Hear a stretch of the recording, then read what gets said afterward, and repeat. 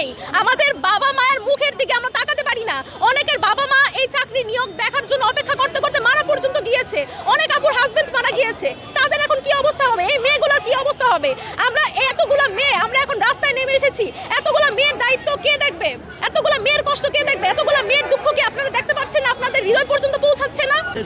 অবশ্যই আমরা শ্বশুর বাড়িতে হেনস্থার শিকার হচ্ছে। আত্মীয় স্বজন, পাড়া প্রতিবেশী অনেকে নানা রকম কথা বলছে। অনেকে তো এটাও বলছে তোমরা চাকরি পাওনি, তোমরা মিথ্যা কথা বলছো। তা আমরা এখন কি করব? আমরা বলেন, সবাই আমাদের জিজ্ঞেস করেছে যে আমাদের নিয়োগ কবে, আমাদের স্কুল কবে, আমরা কোন স্কুল পড়েছি, অথচ আমরা কিছুই জানি না। আমাদের জীবন এখন সম্পূর্ণ অনিশ্চিত। আমাদের এখন এই ভবিষ্যতে দায় কে নিবে? আমরা যে ভবিষ্যতে পরবর্তী চাকরির জন্য পড়াশোনা করব, সেই পড়াশোনা করার মন মানসিকতাটা আমাদের এখন নাই।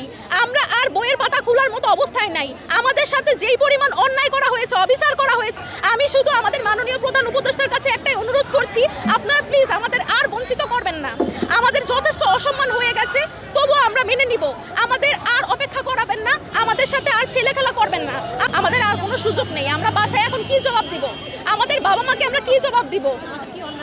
আমাদের কি অন্যায় ছিল? সম্মান দিয়ে সম্মান ফিরিয়ে নেওয়ার অধিকার এই রাষ্ট্রের নেই। দূরান্ত থেকে সকল ভাই বোন বিভিন্ন জেলা উপজেলা থেকে এসেছি রাষ্ট্রের কাছে একটা প্রশ্ন নিয়ে, যে আমাদের সাথে এই রকম অবিচার কেন করা হলো?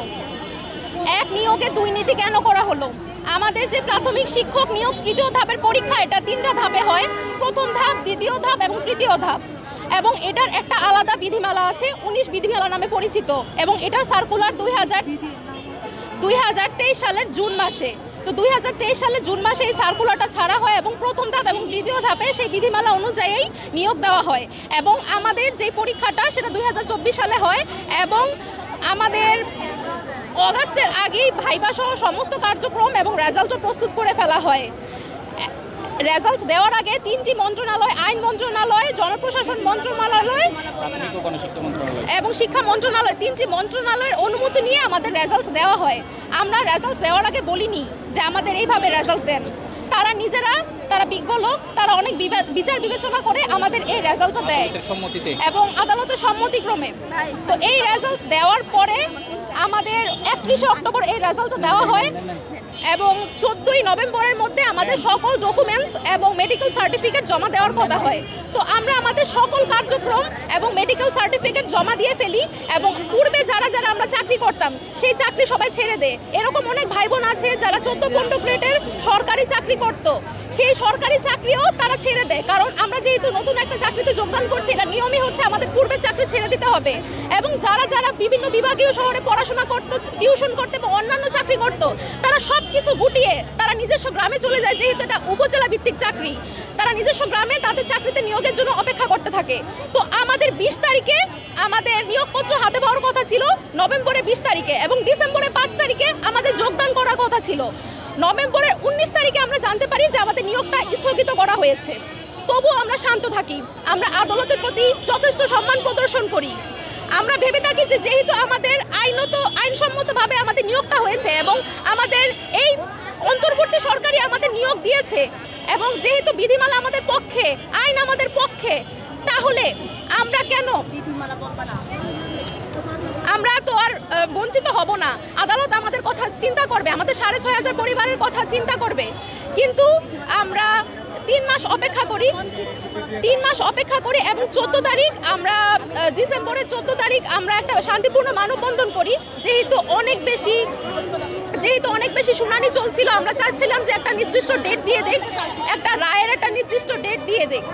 তো ডিসেম্বরের 14 তারিখ আমাদেরকে আমাদের প্রাথমিক শিক্ষা উপদেষ্টা আশ্বস্ত করে যে আমাদের 6500 পরিবারের কোনো ক্ষতি হবে না, আমাদের 6500 চাকরি অক্ষত থাকবে, আমাদের কিছু হবে না। আমরা এখন রাষ্ট্রের অংশ, রাষ্ট্র যেহেতু আমাদের নিয়োগ দিয়েছে, আমরা এখন রাষ্ট্রের তত্ত্বাবধানে আছি, আমরা রাষ্ট্রের দায়িত্বে আছি এবং সেই জন্য আমরা ঘরে ফিরে যাই এবং আমরা ফেব্রুয়ারি 6 তারিখ পর্যন্ত অপেক্ষা করতে থাকি, আমরা রায়ের ডেটের জন্য অপেক্ষা করতে থাকি এবং আমরা বিশ্বাস করেছিলাম যে আদালত আমাদেরকে খালি হাতে ফিরিয়ে দিবে না।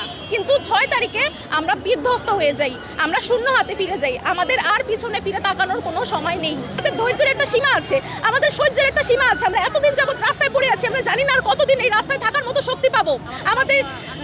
আমাদের দাবি আদায় হওয়ার আগ পর্যন্ত আমরা রাজপথ ছাড়বো না। আর এখন এই অপমান সহ্য করতে না পেরে কোনো আপু, কোনো একটা চাকরি হয়ে একটা চাকরি নিয়োগ নেওয়ার কথা বলে আমরা স্কুলে জয়েন হওয়ার কথা ছিল, এখন আমাদের 3 মাসের বেতন পাওয়ার কথা ছিল, অথচ আমরা যে এই বিধ্বস্ত অনিশ্চিত একটা ভবিষ্যতের মধ্যে পড়ে আছি, আমাদের এখন কি হবে?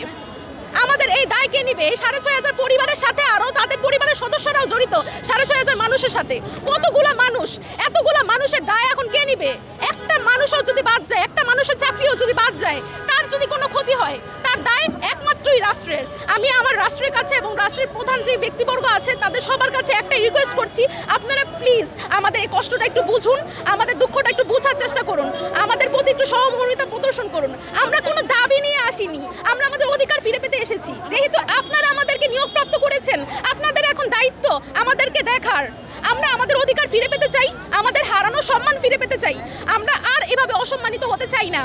আমরা অনেক বেশি বিধ্বস্ত, মানসিকভাবে ভেঙে পড়েছি, আমরা আর এই অভিযান মেনে নিতে পারছি না। আপনারা প্লিজ একটু ব্যবস্থা করুন এবং আমি নিশ্চিত যে আমাদের মাননীয় প্রধান উপদেষ্টা ডক্টর মোহাম্মদ ইউনূস এই ব্যাপারে অবগত হননি।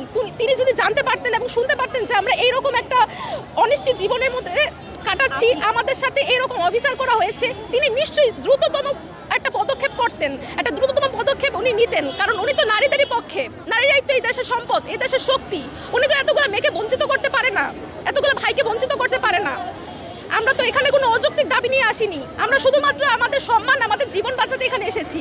আমাদের আর পিছনে ফিরে তাকানোর মতো কোনো সময় নেই। প্লিজ আপনারা একটু বোঝার চেষ্টা করুন, আমাদেরকে একটু দেখুন।